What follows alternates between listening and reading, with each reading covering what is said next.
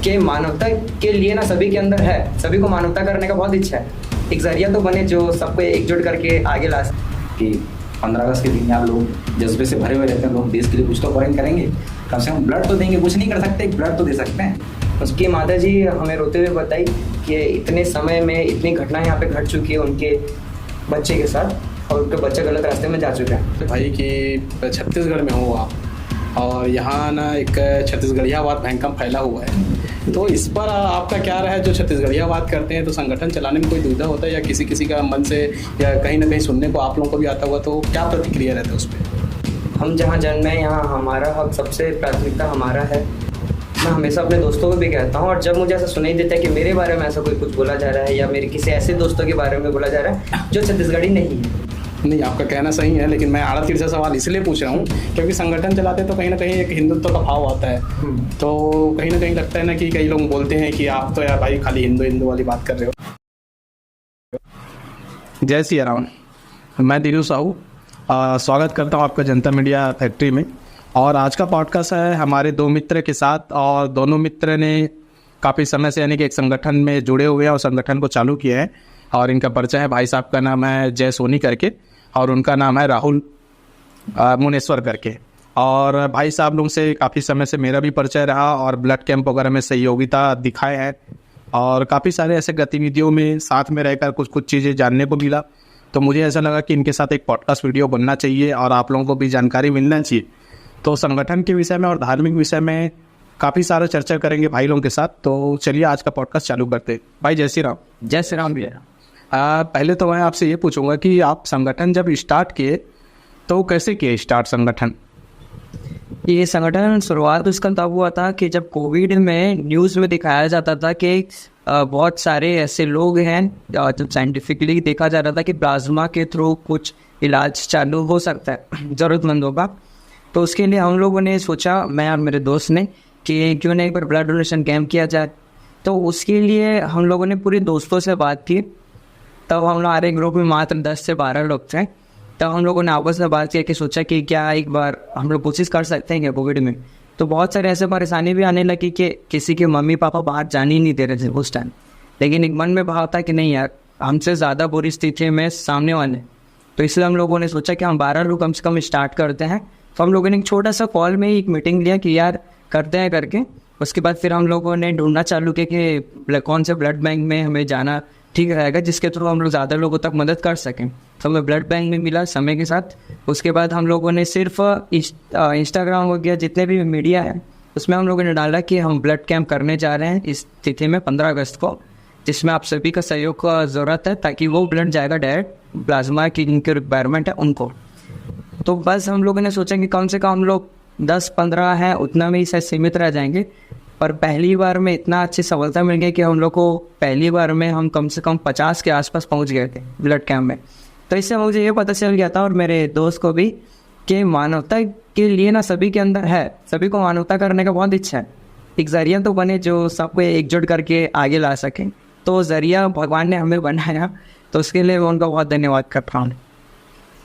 ये हमारा ये रहता है कि मानव सेवा सबसे पहले रहती है हमारे लिए। हम जहाँ तक पहुँच पाए लोगों के लिए, जहाँ तक जितना समय उतना सेवा में दे पाए, हमारा लक्ष्य यही रहता है। इसलिए हम लोगों ने देखा कि किसी को ब्लड की ज़रूरत है, किसी को प्लाज्मा की ज़रूरत है, तो हमने 15 अगस्त का दिन ऐसा चुना कि वो इंडिपेंडेंस डे रहता है।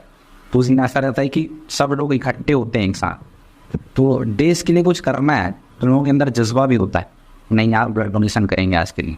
तो हम लोगों ने 15 अगस्त का दिन चूज़ किया था कि 15 अगस्त के दिन आप लोग जज्बे से भरे हुए रहते हैं, लोग देश के लिए कुछ तो पॉइंट करेंगे, कम से कम ब्लड तो देंगे, कुछ नहीं कर सकते, एक ब्लड तो दे सकते हैं, एक बचा तो सकते हैं लोगों की जान, ब्लड देते हैं। बस इतना ही था और कुछ नहीं था, बस लोगों को देख देख के फिर करते गए हम। और वो जरिया और वो सीरीज़ जो अभी हम लोग चालू किए थे 15 अगस्त को, एक बार ब्लड डोनेशन कैंप सिर्फ करेंगे सोचे थे, पर उसके बाद से आज ये अभी जो रिसेंटली हम लोगों ने किया 18 फरवरी को, वो हमारा था पाँचवा था ब्लड डोनेशन कैंप, जो कि अभी तक चलती ही आ रहा है और उसको हम लोग आगे भी कंटिन्यू रखेंगे। यानी कि कहीं ना कहीं नर सेवा नारायण सेवा चल ही रहा है जी। सबसे शुरू में जैसे आप लोग किए तो कितने यानी कि यूनिट कर पाए थे ब्लड डोनेट का कैंप वगैरह में? जब हम लोग 49 कर पाए थे। 49 अभी इस बार हम लोगों ने 100+ का रिकॉर्ड बनाया। कम से कम हम लोगों ने 101 का आंकड़ा हम लोगों ने छू लिया जी। जैसे कि सवाल था आपसे कि दूसरा सवाल मैं आपसे करूं कि संगठन जब चालू किए तो क्या क्या तकलीफें हुई आपको चालू करने के बाद? तकलीफ़ें बस ये थी कि जब हम एक संगठन बनाते हैं तो उस पर बहुत सारे लोगों की अलग विचारधारा रहती है। कुछ अच्छे रहते हैं, कुछ बुरे रहते हैं, और कईयों का मानसिकता ऐसा रहता है कि निजी हित या निजी लाभ की वजह से भी संगठन में जुड़ते हैं। तो हमें ऐसा देखना था, ऐसे लोगों को चुनना था कि जिनका अल्टीमेट गोल सिर्फ एक ही है, मानव सेवा। तो ऐसे लोगों के लिए हम लोग जब कार्यक्रम करते थे तो हमें पता चलने लग गया था कि कौन अपने राजनीतिक हितों को पीछे लेके चल रहा है और कौन सिर्फ सेवा के भाव के लिए हमसे जुड़ा हुआ है। तो हम लोगों ने राजनीतिक वाले लोगों से थोड़ा सा वह संबंध बनाया। बाकी जितने मानवता की सेवा के लिए जितने लोग आगे हैं, जिन्हें हम जानते भी नहीं थे, जिनसे हम मीडिया के थ्रू ही मिले हुए थे, ऐसा व्यक्तिगत रूप से भी जानते नहीं थे, हम लोगों ने उनको लेके एक अपना एक टीम बना लिया कि अब हमें सब इन सभी को लेके अब कुछ बढ़िया करना है और हमेशा अच्छा है। तो जैसे अभी आप टीम का चिन्हांकित किए तो पहले 10 का संख्या आप बताएं कि 10 की संख्या में आपका टीम चालू हुआ, तो अभी कितने की संख्या होंगी आपकी टीम में? अभी इतना जितना कार्यक्रम हम लोगों ने किया है और जितना हमें सपोर्ट मिला, अब हम कम से कम 150 से ज़्यादा की हमारी संख्या है हमारी टीम की। इसमें डिसीजन मेकर्स हम लोग कम से कम 30 लोग हैं जो पूरे डिसीजन लेते हैं संगठन को चलाने के लिए, एग्जीक्यूट करने के लिए हर एक कार्यक्रम को, जिसमें बहनें भी हैं, बड़े बुजुर्ग भी हैं, छोटे भाई भी हैं और हम सभी युवा भी। मानव सेवा के लिए क्या क्या और कार्यक्रम वगैरह कराते हैं या क्या क्या करते हैं आप लोग? हम लोग अच्छा आप बताता हूँ। मानव सेवा की तो ऐसा है कि हमारे जो मन में है, जैसे मानव सेवा अगर हो रही तो वो काम नहीं करेंगे, हमारे मन में ऐसा चलता है। हमारा ऐसा रहता है कि जितना भी यूथ है, लोगों जितने भी बच्चे हैं, जैसे 15 साल 16 साल 12 साल 13 साल के बच्चे हैं, वो गलत रास्तों में ना जाए, बस हमारी यही सोच रहती है हमेशा। लोगों को ऐसे इकट्ठा करें कि ना यार माँ बाप तो भेज रहे हैं स्कूल, कहीं वो कहीं और ना चले जाए और रास्ते पे ना चले जाए। अभी हमारे मोहल्ले में ऐसा ही हो रहा है कि हम लोगों को सुधारना तो चाह रहे हैं, लेकिन एक आदमी आता है वो उस बंदे को बिगाड़ के चले जाता है, जिसको हम अपने तरफ खींच रहे हैं ना यार इस बंदे को सुधारना है। उस सुधार के हिसाब से, मानव सेवा के हिसाब से हम लोग चले थे उस मॉडल में कि नहीं यार इस मॉडल थोड़ा सुधारना है। हम तो सुधरे हुए हैं, लेकिन हमारे साथ जो घूम रहे हैं, जो नशे कर रहे हैं लोग, उसका नशा ना छुड़वाना है। बच्चे हमारे देखा नहीं, छोटे छोटे बच्चे 10 साल के 12 साल के ऐसे ऐसे बच्चे लोग नशा कर रहे हैं इस मुल्क। तो उन लोगों को मैं देख के ना अपनी मानसिकता ये चेंज किया, नहीं यार थोड़ा सा पूजा पाठ करेंगे, थोड़ा सा लोगों को अपनी ओर आकर्षित करेंगे, लोगों को अपनी ओर आकर्षित करेंगे, तब जाके लोगों के मन में आएगा, उनके माँ बाप में आएगा कि नहीं यार हमारा बेटा यहाँ जाता है, इन लोगों के साथ रहता है, ये अच्छे लोग हैं, ऐसे काम करते हैं, तो हम लोगों को भी थोड़ा सुधारना पड़ेगा। तो उस सुधार के हिसाब से वो बच्चा भी सुधार रहा है और उनके माँ बाप भी सुधार रहे हैं धीरे धीरे। इसका सबसे बड़ा उदाहरण मैं देता हूँ कि एक माता जी है, मुझे याद है, हम लोग शिव पुराण का कार्यक्रम अभी जस्ट एक पिछले साल ही हुआ था। शिव पुराण का कार्यक्रम बहुत बड़े और भव्य रूप में किए थे हम लोगों ने। उसमें उससे कार्यक्रम से पहले जस्ट हम लोग जब बैठे थे पंडाल के सामने, जब पंडाल बना भी नहीं था, तो लोग बैठे थे, चर्चा कर रहे थे कि अब आगे कैसे करेंगे। तो वहाँ एक बच्चा था जो जंजीरों में बंधा हुआ था, वीडियो से लगा हुआ था और वो भाग रहा था। तब हम लोगों ने देखा कि कौन है, क्या हुआ, उसके पीछे माँ बाप भाग रहे थे। तब हम लोग उनकी माता जी को देख के हम भी डर गए थे कि कुछ बड़ा चीज़ हो गया करके, तो हम भी पीछे गए, बच्चे गए। तब हमें आगे चल के पता चला कि वो बच्चा नशा में इतना लिप्त हो चुका है कि उसे समझ नहीं कि वो क्या गलत कर रहा है क्या सही कर रहा है।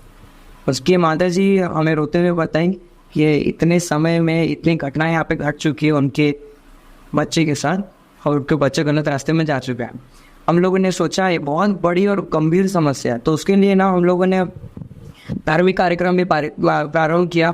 तो हम लोगों ने जब शिव पुराण कथा करवाया तो हमारे महाराज जी भी बहुत अच्छे अच्छे प्रवचन देते थे, अच्छे भी बात बताते थे और लेते कि धर्म का काम ही है अच्छे विचारों को देना और उसके राह पे लोगों को चलाना। तो जब हम लोगों का कार्यक्रम आखिरी दिन तक जब पहुंच गया था, तब हम लोगों ने एक चीज़ समझा कि जब हम लोग स्टेज से देख रहे थे ना, तो पीछे एक बच्चा अपनी माँ के साथ बैठा हुआ था और जब हम लोग पास गए तब हमें पता चला वो वही बच्चा था जो उस दिन नशाखोरी के चलते भाग रहा था। तो उसकी माता जिसको लेकर आई वो रोज़ उसको सुनाती थी। तो उस कार्यक्रम भर में बहुत सारे ऐसी घटना घटी थी कि कुछ लोग बहुत ज़्यादा ही सुधर गए और कुछ जो सुधरे हुए थे और ज़्यादा सुधर गए। और बहुत सारे ऐसे कि जो थोड़ा भी जो नशा करते थे ना, थोड़ा भी छोटा सा भी कुछ भी करते थे उसको वो लोगों ने छोड़ा, और जो कुछ नहीं करते थे वो अब इतने धार्मिक कार्यक्रमों में और सेवाई कार्य में हमारे साथ जुड़ गए हैं कि उनका साथ की वजह से हम बहुत सारे और भी कुछ आगे कार्यक्रम कर पा रहे हैं।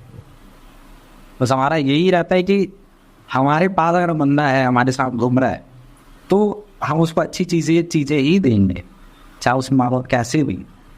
अगर बच्चा सीख रहा है कुछ चीज़ अच्छी चीज़ सीख रहा है तो उसका आना मम्मी पापा ज़्यादा पड़ता है। नहीं यार हमारा बच्चा ऐसा कर रहा है, ये चीज़ कर रहा है, हमने कभी नहीं किया था, लेकिन माँ बाप भी सोचते हैं यार ये बंदा ऐसा कर रहा है, हम लोग को भी इसके लिए कुछ सोचना चाहिए, ये बहुत अच्छा कर रहा है। तो माँ बाप की सोच भी चेंज होती गई। हम लोगों ने इतना काम किया, कहीं खाना वाना भी बांटने के रेलवे स्टेशन गए। जैसे अभी लॉकडाउन हो गया था 2021, जितने भी लॉकडाउन में हम लोग ने खाना बांटा, चावल दाल हर चीज़ बांटा। लेकिन उसमें ना बांटते तो गए अपन पूरे लॉकडाउन भर बांटे, लेकिन उसके बाद हमको चेंज लाना था और कुछ नहीं, यार सिर्फ खाना खिला के नहीं चेंज लाना है, कुछ और करते हैं। तो हमने मोहल्ले को ऑब्जर्व किया कि यहाँ क्या चीज़ गलत हो रहा है। तो हमने सबसे पहले एक मंदिर कैप्चर किया, उस मंदिर के द्वारा लोगों को कैप्चर किया, बच्चों। अगर बच्चे अच्छे चीज़ में जा रहे हैं ना तो माँ बाप कभी नहीं सोचेंगे कि अरे यार ये गलत चीज़ में जा रहा है। अगर वो अच्छे लोगों के साथ खड़ा है ना तो माँ बाप भी अच्छे ही सोचेंगे और उनके माइंड में भी पॉजिटिविटी आएगी, नहीं यार बुरी चीज़ें छोड़ते हैं। तो वो माइंडसेट लोगों के मन में लाना है। और वो हमने देखा परिवर्तन कि हमारे आसपास के क्षेत्र में कितना परिवर्तन हुआ। हम सब लोगों के कार्यक्रम करने से या कुछ भी अच्छी चीज़ें करने से तो धीरे धीरे होते गया और परिवर्तन देख भी रहा हूँ, हो भी रहा है। तो ये अच्छा लगा कि हमने जो किया उसका फल तो थोड़ा सा मिला, 20% मिला, लेकिन मिला। तो हमको चेंज चाहिए, बस हमारे आसपास लोगों को चेंज चाहिए, वो चेंज लाना है और भी लाना है। यानी कहीं ना कहीं आप लोग जैसे संगठन चालू किए तो संगठन चालू करने के बाद व्यक्ति विकास हो रहा है। हाँ, व्यक्ति विकास हो रहा है, इसलिए हम लोग बढ़ चढ़ के थोड़ा सा कभी ऐसा होता है ना कि कुछ करवाते हैं चल, तो उसमें सबसे ज़्यादा बच्चे दिखेंगे, आप बड़े नहीं दिखेंगे। हम लोग के ग्रुप में आप देखना कभी भी बच्चे ही दिखेंगे, क्योंकि हम लोग बच्चों को ज़्यादा अट्रैक्ट करते हैं, क्योंकि आने वाला भविष्य है। माँ तो चलेगा आज, नहीं तो कल चले ही जाएंगे, लेकिन बच्चे रहेंगे। उन बच्चों के माइंड में जो डालते जाओगे ना आप, वही सीखते जाएंगे। माँ बाप तो नहीं सिखा, जो नहीं पढ़े वो तो सिखा ही नहीं पाएंगे अपने बच्चों। सिर्फ स्कूल भेज देंगे, हो गया, स्कूल भेज दिए और बच्चा कहाँ गया पता ही नहीं है। वो आता है सरकारी स्कूल से घर से आने के बाद क्या करता है आपको पता ही नहीं। वही कि लोगों के मन में आने ही चाहिए वो बात। तो हम लोगों ने जितने भी कार्यक्रम किए, जितने भी अच्छी चीज़ें की, वो बच्चों के मन में तो आते भी हमारे साथ। अगर एक माइक में अनाउंसमेंट भी कर देंगे ना तो लोग बच्चे आ जाते हैं हमारे पास कि अब ये चीज़ कर रहे हैं यार, आते हैं यहाँ पे। तो हम लोगों ने जितना भी किया ना उसमें मिनिमम 50% तो मोहल्ले के लोग इतने चेंज हुए कि नहीं यार ये बच्चे लोग ऐसे कर रहे हैं, तो हमको भी चेंज होना पड़े। तो बहुत सारी चीज़ें थी, लोग ऐसे लोगों को देखा जिन्होंने बुरी चीज़ें किया, मतलब नशा पूरी हर चीज़ किया, लेकिन वो आज बंदा हमारे साथ आता खड़ा होता है, पूजा पाठ करता है बढ़िया सा और घर जाता है और वो नशा छोड़ चुका है। बहुत सारे यूथ ऐसे थे, 12-15 साल के बच्चे भी थे, उनके वहाँ लोग आज भी हमको बोलते हैं नहीं यार तुम लोग कारण ये बच्चे को नशा छोड़ दी है, अच्छा किया तुम लोग है। अब लाइन देते हैं नहीं यार बहुत अच्छा कर रहे हो। तो उनके चक्कर में जो माँ बाप भी थे वो लोग भी नशावानी करते, तो वो लोग भी छोड़ चुके हैं। मैं देखा हूँ मिनिमम 20% लोग तो होंगे, 100% तो नहीं कोई है, मिनिमम 20% लोग होंगे मेरे आसपास के लोग को ही बता रहा हूँ। और जो पहले से ही नशाखोरी कर रहे हैं, जो बड़े हैं, वो तो उनको तो कोई संभाल ही नहीं सकता कि ये सारा उसको बोलने भी जाएंगे तो वो हमको बोलेंगे तुम हमको क्या सिखा रहा है, नहीं बोलेंगे। तो कहीं ना कहीं यानी कि साथ ही साथ परिवार भी सुधर जा रहे हैं, व्यक्ति भी सुधर जा रहे हैं और आपका काम चल रहा है। तो जैसे कई संगठनों में देखा जाता है महिला शक्ति अच्छी रह रही, तो आप लोगों के में क्या महिला शक्ति बहन लोगों का साथ वगैरह रहता है आप लोगों के में? हमारे में ऐसा रहता है कि सबसे पहले हम उन्हीं को प्रेफरेंस देते हैं। अगर हमारे संगठन में कोई स्त्री नहीं है, महिला नहीं है, तो हम कुछ काम करते ही नहीं। पहली बात हमारे संगठन का यही है। अगर कोई बहन नहीं है हमारे संगठन तो वो काम कभी नहीं करते, क्योंकि उन्हीं के आशीर्वाद से हमारा काम होता है। उनके बिना हम काम कैसे करेंगे, क्योंकि हम जो काम कर रहे हैं उन्हीं लोगों के लिए करना है। लड़के तो वहीं से कुछ भी कर रहे हैं, लेकिन जो लेडीज़ लोग होती हैं, महिलाएं होती है, उनको जागरूक करना हमारे लिए बहुत जरूरी है। क्योंकि उनको जागरूक करेंगे ना तब लोग जागरूक होंगे, क्योंकि इंसान तो ऐसे भी सोया हुआ है, उनको जगाने के लिए कोई ना कोई तो चाहिए। तो एक माताएं ऐसी होती है जो ना अपने घर के लोगों को जगा सकती है। अभी जैसे शिव पुराण हुआ, श्री शिवाय नमस्तु भी हम चल रहा है ना, तो उस पंडित जी और प्रदीप मिश्रा जी नाम उनका, तो वो बोलते हैं कि शंकर जी की पूजा की है, तो उनको उनकी तरफ महिलाएं ज़्यादा अट्रैक्ट होती हैं, ना कि पुरुष, क्योंकि वो शिव जी के बारे में बताते हैं। तो शिव जी तो भोलेनाथ है, तो वो बोले एक जल चढ़ाओ सब हो जाते हैं। तो अभी इतनी माताओं को देखा मैं, हर दिन शिव मंदिर जाते हैं, पहले तो कोई नहीं जाता था, लेकिन प्रदीप मिश्रा जी के आने से उनकी बात माने लोग जा रहे हैं शिव मंदिर, एक लोटा जल तो चढ़ा रहे हैं, लोग तो उतना भी नहीं करते पहले। तो ये माताओं के अंदर जागरूकता चाहिए हमें। अगर जागरूक माताएं हो रही है ना तो घर भी जागरूक, क्योंकि माता जो होती है ना वो शक्ति का रूप होती है, तो शक्ति के बिना तो पूरा घर हो अधूरा है, कुछ नहीं होने वाला, चाहे वो कितने भी लोग। और मेरा मानना यही है कि माता ही सिखाती है, जो कुछ भी करना अच्छा बुरा वही सिखाते हैं। बस मेरा यही कहना है कि माता पिता सबकी सुनो, लेकिन माता ही ऐसी है जो हमको सब कुछ सिखाती है, बचपन से लेकर बड़े होते तक हम लोग आज कभी नहीं करना। अच्छा, तो वो कहते हुए है ना कि जब एक पुरुष पढ़ लेता है तो वो अपने पीढ़ी को आगे बढ़ाता है, लेकिन जब एक महिला पढ़ लेती है वो पूरे समाज को आगे बढ़ा देती है। वही चीज़ है। तो वही बात है यहाँ। और हम लोगों ने भी अपने कार्यक्रम में जब हमारा 15 अगस्त का कार्यक्रम हुआ था तो सबसे पहले कोविड का, उसके बाद हम लोगों ने फिर नेक्स्ट जब कार्यक्रम का सोचा ना, तभी हम लोगों ने डिसीजन लिया कि हमारे ग्रुप में माताओं बहनों की पार्टिसिपेशन कम है। तो हम लोगों ने सोचा कि हम सभी मिल के उनको कन्विंस करते समझाते हैं कि हमारा ये लक्ष्य है। तो उसके बाद जो माताएं बहनें हमसे जुड़ी, उनकी वजह से हम लोग जो कार्यक्रम में हर कार्यक्रम में सफल होते गए। तो हम लोगों ने बैठ के सभी लोगों ने एक निर्णय लिया कि महासेवा संघ का जितना ही बड़ा कार्यक्रम हो, चाहे वो छोटा हो या बड़ा हो, उसकी अध्यक्ष हमेशा एक महिला ही होगी और हम उनके अंडर काम करेंगे एक सेवा के रूप में। और उस सेवा के कार्य में मतलब उनके मार्गदर्शन में जब हम काम कर रहे तो हमारा हर एक कार्यक्रम बहुत ज़्यादा सफल हो रहा है, बहुत ज़्यादा हम आगे बढ़े। ये हमारा मोटो था। जैसे कि कई लोगों का यानी कि सवाल उठेगा ही और उठता ही है कहीं कहीं है, तो सवाल ये है भाई कि छत्तीसगढ़ में हो आप और यहाँ ना एक छत्तीसगढ़ियावाद भयंकर फैला हुआ है, तो इस पर आपका क्या राय है? जो छत्तीसगढ़ियावाद करते हैं तो संगठन चलाने में कोई दुविधा होता है या किसी का मन से या कहीं ना कहीं सुनने को आप लोगों को भी आता हुआ, तो क्या प्रतिक्रिया रहता है उस पर?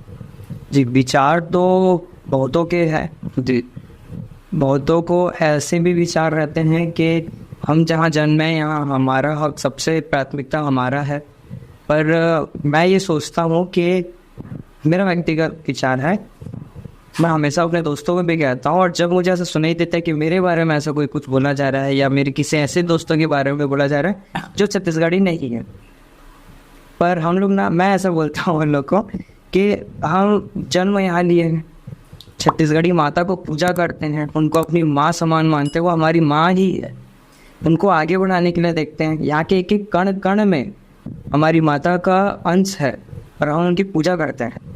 तो जब हमारे अंदर हमारी माँ के लिए इतना ज़्यादा प्रेम है जिसको हम हर एक क्षण आगे बढ़ाने का सोचते हैं, तो यहाँ पे जन्म हर एक व्यक्ति जिसके विचार छत्तीसगढ़ को आगे बढ़ाने का, वो छत्तीसगढ़ी कैसे नहीं है? तो ये मेरे विचार है। जन्म लेना और सिर्फ छत्तीसगढ़ी कास्ट में जन्म लेने वाला ही छत्तीसगढ़ी है, ऐसी विचारधारा को हमें कम करना पड़ेगा, क्योंकि छत्तीसगढ़ में बहुत प्रकार के लोग जन्म लेते हैं क्योंकि ये एक राज्य है। लेकिन जब मेन तो वही छत्तीसगढ़ी है ना जो छत्तीसगढ़ को आगे बढ़ाने का सोचे। सही बात बोली आप। तो वो हमारी विचारधारा है। आपका क्या राय है? मैंने तो कास्ट सिस्टम की समझ लिया, क्योंकि मैं कास्ट देखता हूँ, मैं जैसे जातिवाद, हाँ, तो जातिवाद सबसे बेकार चीज़ है, उसको तो साइड ही रखूँगा। आप जितने भी हमारे भगवान हैं, हम श्री रामचंद्र जी को मानते हैं, उनका कास्ट बता सकते हो आप? नहीं बता सकते। कृष्ण जी का कास्ट नहीं बता सकते। तो यही है कि पहले जो ये कास्ट सिस्टम ये बाद में आया ना। कास्ट से पहले तो यानी कि वर्ण व्यवस्था थी, ब्राह्मण, क्षत्रिय, शूद्र, वैश्य, तो इसमें क्या है, हम जिन भगवानों को मानते हैं वो कास्ट सिस्टम में नहीं रहता, हम क्यों रहे हैं? मेरी सोच तो यही है, क्योंकि छत्तीसगढ़िया ऐसा है कि अगर हम छत्तीसगढ़ का एक अन्न या पानी भी पी रहे हैं तो वो छत्तीसगढ़िया है। भाषा से कुछ नहीं होता, भाषा तो हम आज नहीं कल तो सीख ही लेंगे, लेकिन हम रह रहे हैं ना छत्तीसगढ़ में, छत्तीसगढ़ी के लिए कर रहे हैं, छत्तीसगढ़ के लोगों के लिए कर रहे हैं, हम छत्तीसगढ़िया ही भाई। सबसे पहले तो हम भारतीय हैं, उसके बाद आते हैं छत्तीसगढ़ी। और भाषा मायने नहीं रखता, यहाँ मायने रखता है वो भाव जो हम सभी को एकजुट रखता है, एक दूसरे के लिए करने के लिए प्रेरित करता है, तो वो भाव होना जरूरी है।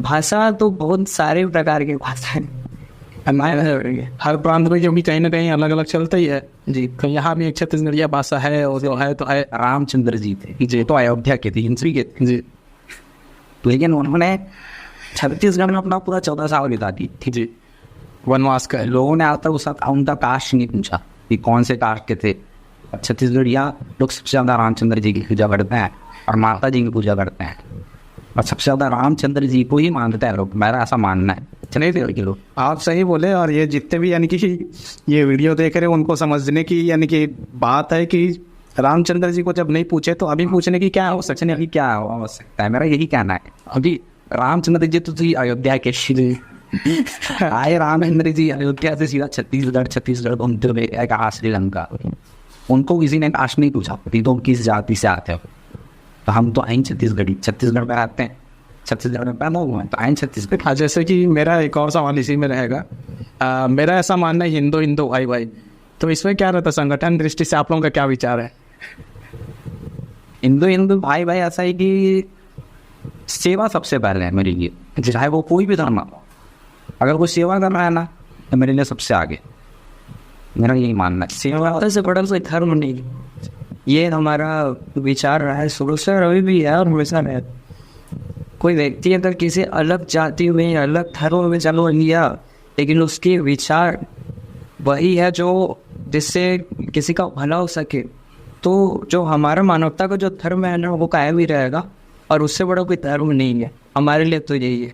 नहीं, आपका कहना सही है, लेकिन मैं आड़ा तीर से सवाल इसलिए पूछ रहा हूँ क्योंकि संगठन चलाते तो कहीं ना कहीं एक हिंदुत्व का भाव आता है, तो कहीं ना कहीं लगता है ना कि कई लोग बोलते हैं कि आप तो यार भाई खाली हिंदू वाली बात कर रहे हो। नहीं, हमारा ये है कि हिंदुत्व मतलब क्या, हिंदुत्व मतलब वो भाव, वो एक जिम्मेदारी, वो एक ईमानदारी, वो एक कर्तव्य का भाव जो एक क्या बोलना चाहिए, एक मानव को दूसरे मानव की सेवा करने के लिए जोड़े, वो होता है हिंदुत्व। कि हम लेते हैं कि सेवा ही करें, उसके अलावा तो और कुछ है नहीं हमारे यहाँ, तो वो भाव रहना जरूरी है, तो वही हमारे लिए हिंदुत्व है। और हमारे संगठन में बहुत सारे प्रकार के लोग हैं, क्रिश्चियंस हैं, मुस्लिम्स हैं, जो हर बार आते हैं, ब्लड डोनेशन करते हैं, सेवाई कार्य में साथ देते हैं। और सबसे अच्छी बात मुझे ये लगती है कि हमारा हर एक कार्य राम जी की आरती से शुरू होती है, और उस सेवा के कार्य में एक मुस्लिम भाई, एक क्रिश्चियन भाई भी आरती का थाली पकड़ता है, और राम जी के जब हम लोग गाते हैं उनकी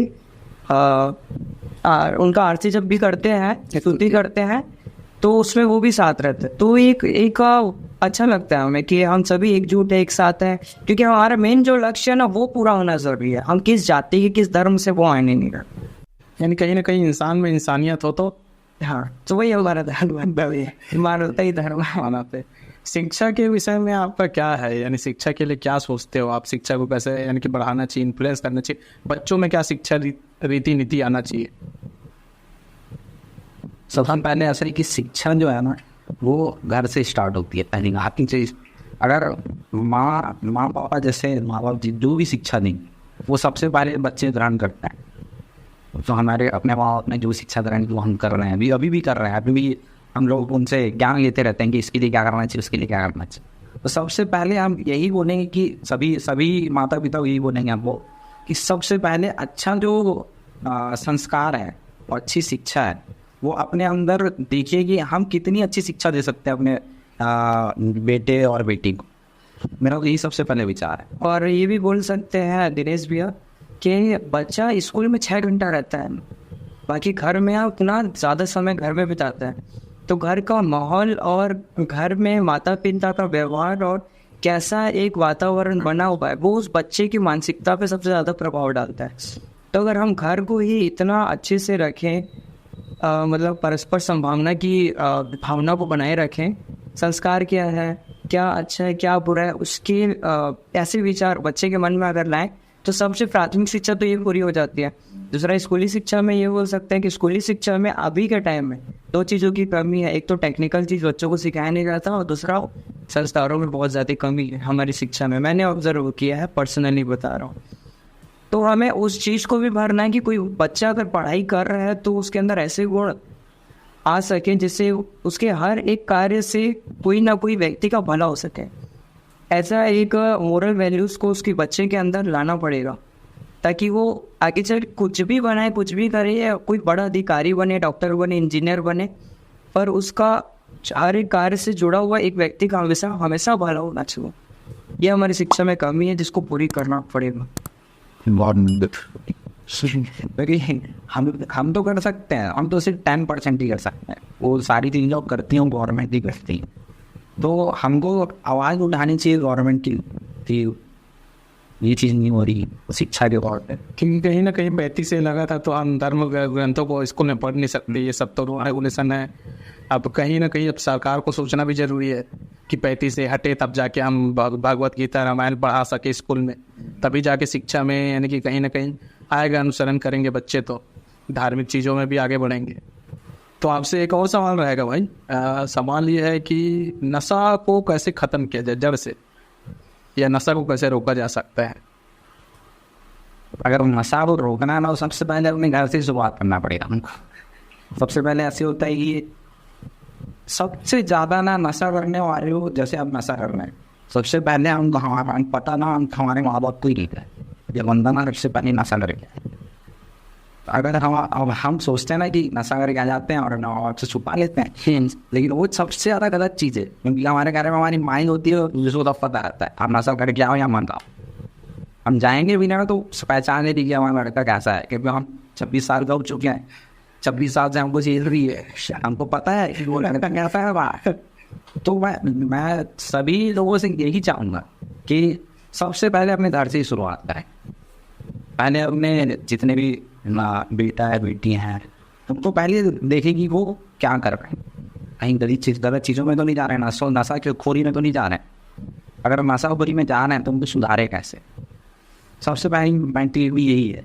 और दिनेश में यार मैंने क्या है, और दिनेश में मैं आपको ये भी बताना चाहता हूँ कि जैसे कि बहुत पहले मैंने ये वाला ना शिव पुराण के कार्यक्रम में एक बार बोला भी था कि आज जो हम सिचुएशन देख रहे हैं, जैसी परिस्थिति हम अपने समाज में झेल रहे हैं, तो ये परिस्थिति आज की दिन नहीं है, ये दिन है उस समय की जब ये लोग ऐसे बुरे लोग जब ऐसा बुरी कर रहे थे, तब उनके माँ पापा या बहुत सारे ऐसे लोगों ने उनको रोका नहीं, जिस वजह से आज वही लोग ऐसा हरकत कर रहे हैं। अगर हमें आज आने वाली पीढ़ी को सुधारना है तो हमें आज सुधरना पड़ेगा, और आज ऐसे लोगों को रोकना पड़ेगा जो ऐसे गलत कार्य कर रहे हैं। तभी जाके हम एक ऐसे समाज का निर्माण कर पाएंगे जिसमें सभी सुरक्षित रहेंगे, हमारी माताएं बहनें सुरक्षित रहेगी और सब अच्छे से रहेंगे पूरे मिलके। और वो सिर्फ एक ही चीज़ से हो सकता है, महिला सशक्तिकरण, शिक्षा और महिला सशक्तिकरण। अगर एक महिला संगठन है हमारे पास, तो किसी के पास पावर नहीं है कि हमारे मोहल्ले में नशा पूरी कर सके। अगर एक माता का सामने खड़ी है ना, तो उसके पीछे 10 खड़े हो जाएं। क्योंकि माताएं एक ऐसी है ना कि किसी को मार भी देंगी ना तो कोई पुलिस वाला आगे पकड़ के नहीं जाएगा उन्हें, पता है। पहले सवाल पूछेगा बचाव बात है कि क्यों मारे, कैसे मारे। और हम जब लड़की खड़े हो जाएंगे ना कि ये गलत हो रहा है यार, तो पुलिस वाले उनको ना छोड़ के हमको ले जाएंगे उठा कि नहीं यार तुम लोग गलत क्यों पूछने गए, तुम ऐसा करे कुछ भी करे। और किसी भी समाज का बुरे लोगों की वजह से नहीं होता। जब अच्छे लोग चुप हो जाते हैं ना, तब उस समाज का बुरा होना चालू हो जाता है, नुकसान होना चालू हो जाता है।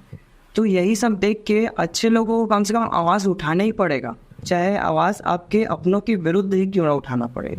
अगर आप अपने घर से शुरुआत कर रहे हैं कि हमें ये चीज़ गलत है, इसको रोकना है, तो अपने घर से शुरुआत करो, फिर वो धीरे धीरे पूरे मोहल्ले पूरे समाज में फैल जाता है। तो शुरुआत तो करना पड़ेगा, चाहे उसके लिए अपने से ही क्यों न लड़ना पड़ेगा। तो सबसे पहले अपनों से ही लड़ना पड़ेगा, क्योंकि हमारे आसपास ऐसे लोग हैं ना कि बेटा रोड में नशा करवाए, माँ देख रही है बैठ के, तो वो चीज़ हमको नहीं चाहिए। लोगों के अंदर, माताओं के अंदर जागरूकता चाहिए।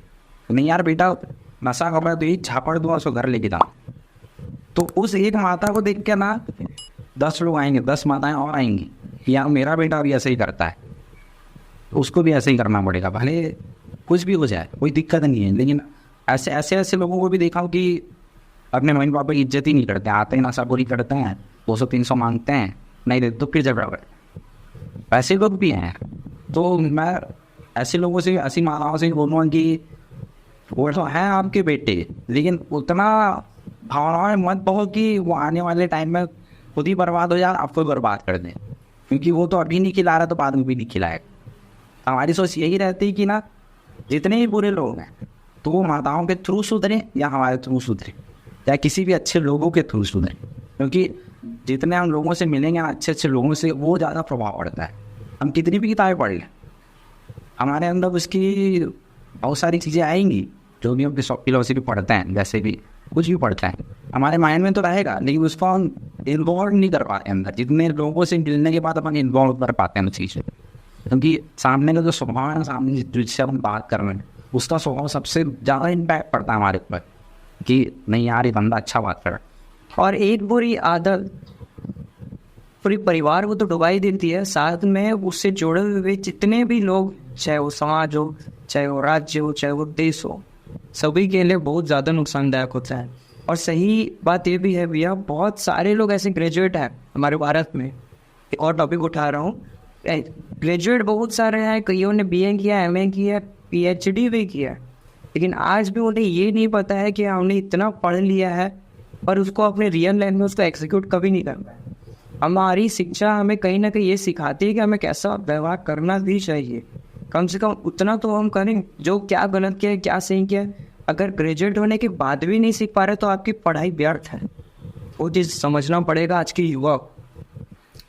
जैसे कि अभी काफ़ी समय यानी कि चर्चा करने के बाद एक लास्ट यानी कि मेरे को ऐसा लगता है कि अभी जो भारत में चल रहा है पश्चिमी पद्धति और पश्चिमी पढ़ाई वगैरह और पश्चिमी वेशभूषा, इस पर आपका क्या राय है? इसको बंद करने के लिए क्या करना चाहिए, या कैसा टाइप का इसको कंट्रोल किया जाए, या कम किया जाए, या ख़त्म किया जाए?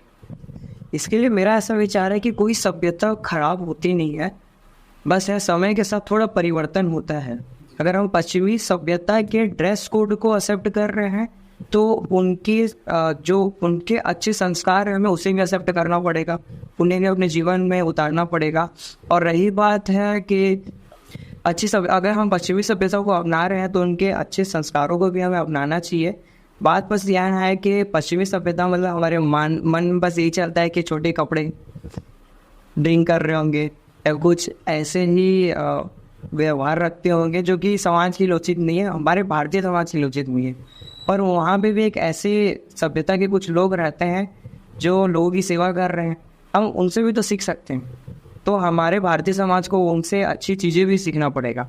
और रही बात कपड़ों की, तो जैसा जगह जैसा रहे वैसा रहो, और एक गरिमापूर्ण जीवन जीने के लिए हमें जितने कपड़े ज़रूरत है उतना हम पहन सकते हैं, ऐसा कोई दिक्कत नहीं है। और कपड़ों की वजह से किसी को जज नहीं करना चाहिए, ये मेरी मानसिकता है। अगर कोई छोटे कपड़े पहना है, कोई बड़ा कपड़े पहना है या पूरे कपड़े पहने, इसका ये मतलब नहीं होता कि वो लड़की का चरित्र ठीक नहीं है या वो लड़का ठीक नहीं है। तो कपड़ों से कभी किसी को जज नहीं करना चाहिए, उसका व्यवहार कैसा है समाज के प्रति, लोगों के प्रति, उससे जज करना चाहिए कि वो कैसा है। ये मेरी व्यक्तिगत राय है। क्योंकि ये देखो कहीं ना अपन अधिकतर देख रहे हैं, अब हो सकता है आप मेरे से छोटे हो तो मैं कहीं ना कहीं देख रहा हूँ, तो मुझे ऐसा लगता है कि मॉडर्न के चक्कर में ना हम लोग ज़्यादा मॉडर्निटी अपनाने का सोच रहे हैं। लेकिन वे क्या मॉडर्न अभी जो अपना रहे हैं हम लोग, ये मॉडर्न है? मेरे को तो ऐसा नहीं लगता। क्यों नहीं लग रहा है? क्योंकि दयानंद सरस्वती जी जब प्रेस वगैरह चला रहे थे पहले, तो वो विदेश से एक सामान मंगाए थे प्रेस के लिए, जिसमें यानी कि कहीं ना कहीं उनका जो पढ़ने में या बताने में जो रुचि था आध्यात्मिक विषयों, वो इन्फ्लुएंस नहीं कर पा रहे थे बाकी लोगों को, यानी कि बाकी लोगों को नहीं बता पा रहे थे। तो प्रेस के माध्यम से वो जन जन तक के पहुंच गए। तो उसको एक बार मॉडल एजुकेशन बोल सकते हैं या मॉडल शिक्षा में जोड़ सकते हैं। हाँ। लेकिन भारतीय परिवेश के साथ साथ आप मॉडल में उसको अपनाओगे तो कहीं ना कहीं हम अपनी संस्कृति को गलत ठहरा रहे हैं, मेरे को ऐसा लगता है। और ऐसा लगने का कारण ये है कि कई लोग IAS की तैयारी करते हैं या IPS वगैरह बनते हैं, तो फिर पश्चिमी पद्धति वाले कपड़े पहन के क्यों नहीं जाते? फिर वही साड़ी आ जाते हैं, शर्ट आ जाते हैं, पैंट आ जाते हैं। तो जब मॉडर्न है तो फिर IAS की तैयारी के लिए भी क्यों नहीं जाते? तो ये भी एक विषय है जिसको हर एक व्यक्ति को सुनना चाहिए और जानना चाहिए, तभी जाके हम बोल पाएंगे कि हम भारतीय हैं। क्योंकि भारतीय के लिए बोला जाए तो अंग्रेज लोग भी भारत में ही आ रहे हैं प्रवेश करने, हाँ, भारतीयता अपनाने के लिए। तो बाकी तो आपने अपना राय दे ही दिया और अच्छा लगा जान करके। और संगठन को आगे बढ़ाने के लिए आपका क्या विचार है? संगठन कैसे आगे बढ़ सकता है या कैसे आगे बढ़ाए? किसी भी संगठन को जैसे अब हमें आगे बढ़ाना है हमारी संगठन को, तो सबसे पहले हमारे संगठन का जो मत है, एक जो लक्ष्य है मानवता की सेवा वाला, उस लक्ष्य, वैसे लक्ष्य और कितनों के मन में है, कितनों का हमारे जैसा मत है, ऐसे लोगों को हम लोग जोड़ना चाहते हैं। उसी के लिए हम लोग काम भी कर रहे हैं और उसी के थ्रू हम लोग जोड़ते भी जा रहे हैं।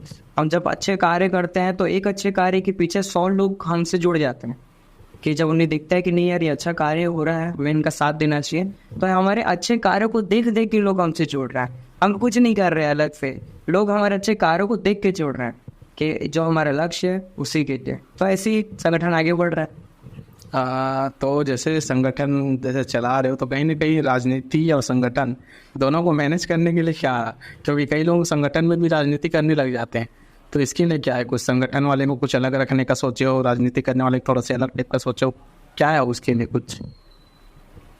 ऐसा तो कुछ भी नहीं है क्योंकि ऐसा है कि जहाँ सेवा का भाव आ गया ना तो वहाँ पॉलिटिशियन पहले आते हैं। सही कहना आपका। जहाँ सेवा आ गया ना वहाँ पॉलिटिशियन पहले आते हैं, क्योंकि जहाँ सेवा बोल दी है वहाँ पॉलिटिशियन सबसे पहले पहुँचेगा। भाई मैं तेरे लिए क्या कर सकता हूँ, यही। अब देखिए ऐसा भी है इसमें कि कई लोग अपने पॉलिटिकल व्यूज़ के चलते भी हमसे जुड़ते हैं कि इनके साथ हम जुड़ें तो हमारा भी कुछ भला हो, हमारा भी थोड़ा दो नाम चल जाए। तो हम उसके लिए इनको रोकते भी नहीं है। जिसको आना है, जिनको हमारा साथ देना है, दीजिए। जो हमारा गोल है वो पूरा होना चाहिए, चाहे उसके लिए जो हमसे पॉलिटिकली जो जुड़े हुए हम उनका भी सपोर्ट मांगते हैं। और ऐसे ही नहीं है, हम कोई ऐसा किसी एक पॉलिटिकल पार्टी के लिए माँ से वैसा कभी जीवन में काम किया नहीं, आगे भी करेगा, ये क्लियर कट है हमारे संगठन में। व्यक्तिगत रूप से जो व्यक्ति जिसका विचार मिलता हो जिस पार्टी से, वो से जुड़ के काम कर सकता है, लेकिन माँ सेवा संघ का नाम लेके वो किसी राजनीतिक पार्टी से नहीं जुड़ सकता कि माँ सेवा संघ इस राजनीतिक पार्टी के लिए काम कर रहा है। बाकी सपोर्ट सभी का मिलता है और सभी अच्छे भी हैं, चाहे भाजपा की हो चाहे कांग्रेस की हो, सभी का साथ मिलता आया है और सभी सपोर्ट करते हैं। सेवा के काम के लिए सभी सपोर्ट करते हैं, तो सभी का आभार है।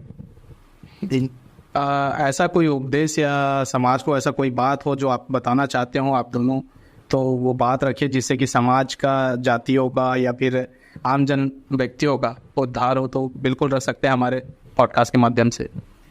जैसे हम लोग माँ सेवा संघ चलाते हैं, हम ना अध्यक्ष ना उपाध्यक्ष है, सिर्फ एक कार्य करता है, लोगों की सेवा चाहिए बस। हम जो उनसे पुण्य मिलता है वही बढ़िया हमारे।